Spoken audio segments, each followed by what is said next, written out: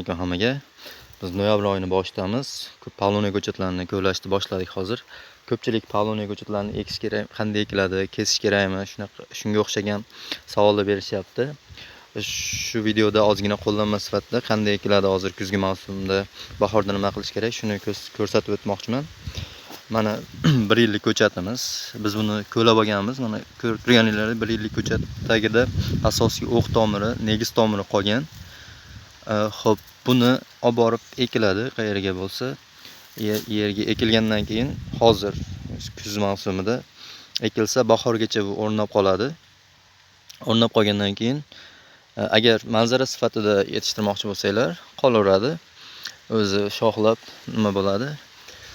Agar material sifatida yetishtirmoqchi bo'lsanglar, mana shu yeridan taxminan mana shu ozgina 10-15 sm qoldirib bahorda kesilsa, keyin bahordan 1 yil davomida yerning unumdorligiga qarab 5, 6, 7, 8 metrgacha o'sadi. Video ozgina bo'lsa ham foydali bo'lgan bo'lsa, like bosib, kanalga obuna bo'lib, do'stlarga jo'natib qo'yamiz. Kimga pavloniya ko'chatlari kerak bo'lsa, bemalol murojaat qilaverasizlar.